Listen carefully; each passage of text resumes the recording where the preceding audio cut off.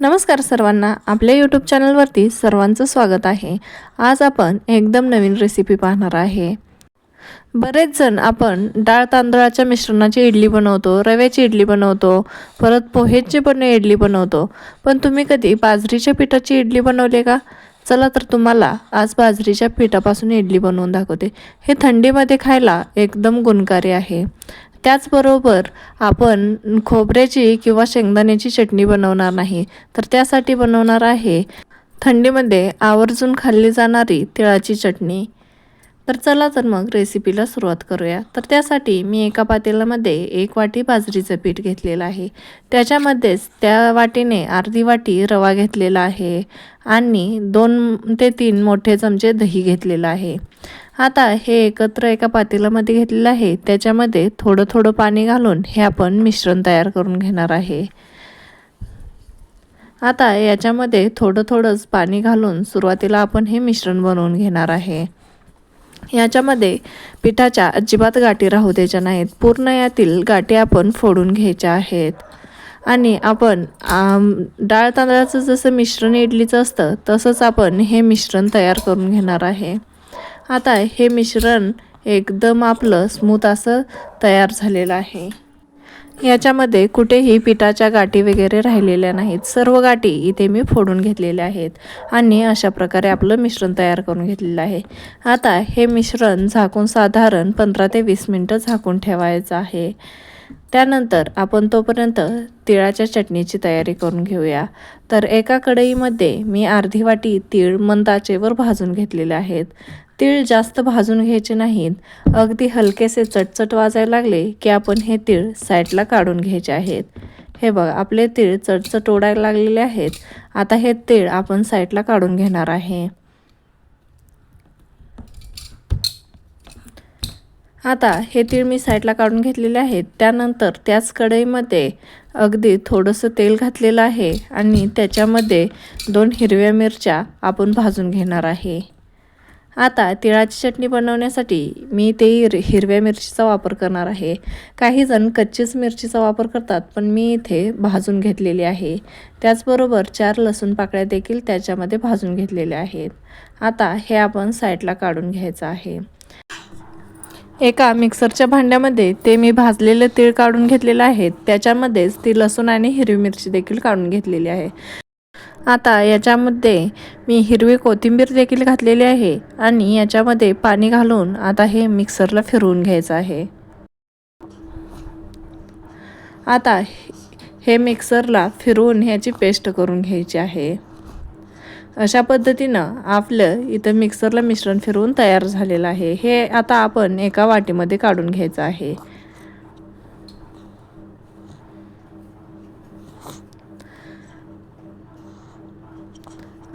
आता आपण वाटीमध्ये काढून घेतलेलं आहे। याच्यामध्ये चवीनुसार मीठ घालायचं आहे आणि तुम्हाला चटणी जास्त पातळ पाहिजे किंवा जास्त घट्ट पाहिजे, तुम्ही तुमच्या पद्धतीनं चटणी बनवू शकता।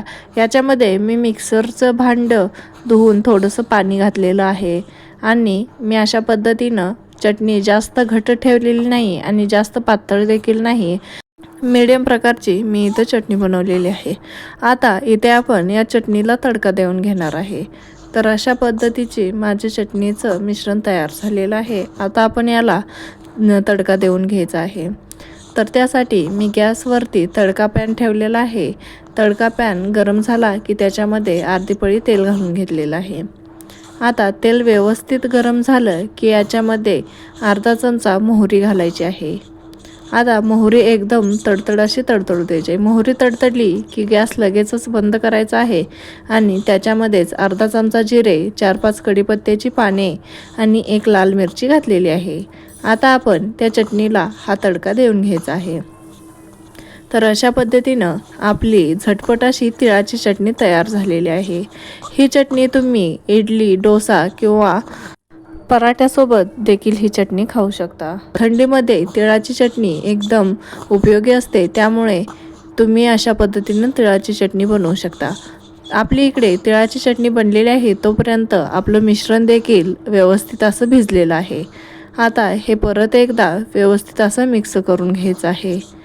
आता हे मिश्रण व्यवस्थित असं मिक्स करून घेतलेलं आहे. याच्यामध्ये चवीनुसार मीठ घालायचं आहे. आता याच्यामध्ये चवीनुसार मीठ घातलेलं आहे आणि थोडासा खाण्याचा सोडा देखील याच्यामध्ये ॲड केलेला आहे. आता खाण्याचा सोडा ॲक्टिवेट होण्यासाठी मी थोडंसं याच्यावरती पाणी घालून घेतलेलं आहे आणि हा सोडा याच्यामध्ये व्यवस्थित असा मिक्स करून घ्यायचा आहे.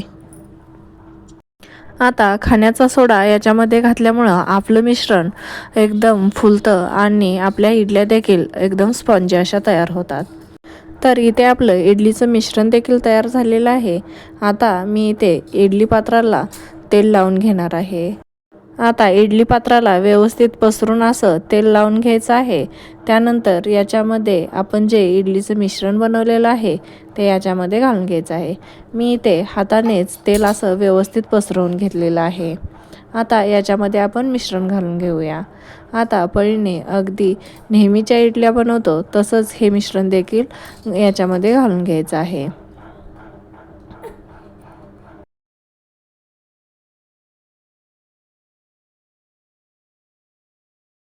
आता मी अगोदरच इडली पात्रामध्ये पाणी घालून पाणी उकळण्यासाठी ठेवलेलं आहे. आता इडली पात्रामध्ये आपले इडलीचं मिश्रण घालून तयार झालेलं आहे. आता ह्याच्यामध्ये आपलं इडली पात्र ठेवून द्यायचं आहे. अशाच पद्धतीनं मी दोन्ही इडली पात्र तयार करून घेतलेली आहेत आणि ही व्यवस्थित अशी त्या इडलीच्या भांड्यामध्ये ठेवून घ्यायची आहेत. याच पद्धतीनं मी दुसरं देखील इडली पात्र तयार केलेलं आहे ते देखील याच्यामध्ये व्यवस्थित असं ठेवून घ्यायचं आहे. आता याच्यावरती झाकण झाकून साधारण 10 ते 15 मिनटं मीडियम गॅसवरती आपण ह्या इडल्या वाफवून घ्यायच्या आहेत.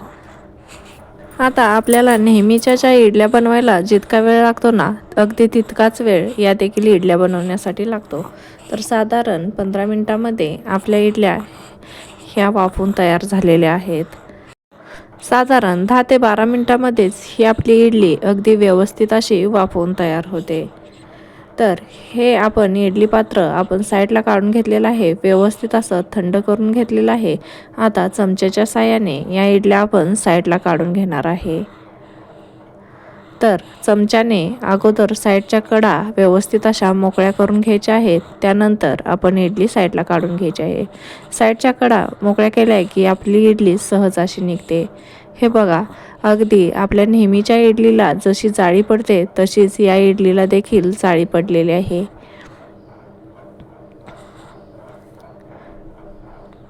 आता दुसरी देखील याच पद्धतीनं मी इडली काढून घेतलेली आहे. बघू शकता यासुद्धा इडलीला छान अशी जाळी पडलेली आहे. आता याच पद्धतीने मी इथे सर्व इडल्या काढून घेतलेल्या आहेत. आता दुसऱ्या पात्रातल्या देखील आपण अशाच पद्धतीने इडल्या काढून घेणार आहे. तर इथे मी एका पात्रातल्या इडल्या एका प्लेटमध्ये काढून घेणार आहे. तर इथे आपल्या बाजरीच्या पिठाच्या इडल्या एकदम स्पॉन्जी अशा तयार झालेल्या आहेत. त्या आता आपण एका प्लेटमध्ये काढून घेतलेल्या आहेत. तर या बाजरीच्या पिठाच्या इडल्या दिसायला इतक्या सुंदर दिसतात तितक्याच चवीला देखील छान लागतात. हे बघू शकता अगदी आतून देखील व्यवस्थित अशा इडल्या आपल्या बनलेल्या आहेत. कुठेही पीठ वगैरे राहिलेलं नाही. अगदी व्यवस्थित अशा इडल्या आपल्या तयार झालेल्या आहेत. अगदी मऊ आणि लुसलुशीत अशा. तर याचबरोबर मी तिळाची चटणी देखील एका वाटीमध्ये काढून घेतलेली आहे. आता तुम्ही हे तिळाच्या चटणीसोबत या इडल्या खाऊ शकता.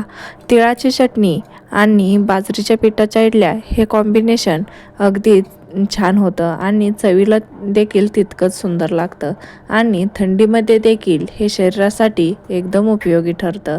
तर याच प्रकारे मी सर्व अशा इडल्या बनवून तयार केलेल्या आहेत आणि तुम्ही बघू शकता प्रत्येक इडलीला अशी व्यवस्थित जाळी देखील पडलेली आहे आणि स्पॉन्जी देखील आपल्या इडल्या झालेल्या आहेत.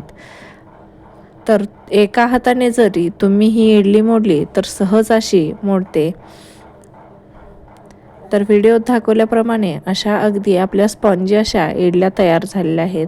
तर तुम्ही देखील घरच्या घरी या बाजरीच्या पिठाच्या इडल्या नक्की बनवून पहा आणि लहान मुले देखील जास्त बाजरीच्या पिठाचा भाकरी किंवा काही खात नाहीत. त्यामुळे आपण अशा इडल्या बनवून त्यांना नक्की देऊ शकतो. तर इथे माझ्या सर्व इडल्या बनवून तयार झालेल्या आहेत. तर तुम्हाला ही बाजरीच्या पिठाच्या इडलीची रेसिपी कशी वाटली कमेंट करून नक्की सांगा. आणि हो, तुम्ही हा व्हिडिओ कोणत्या शहरातून बघता हे देखील कमेंट करून सांगा. आणि व्हिडिओ जरी आवडला असेल तर व्हिडिओला लाईक आणि चॅनलला सबस्क्राईब करायला विसरू नका, जेणेकरून येणारे नवनवीन असे व्हिडिओ तुमच्यापर्यंत सर्वात आधी पोहोचतील.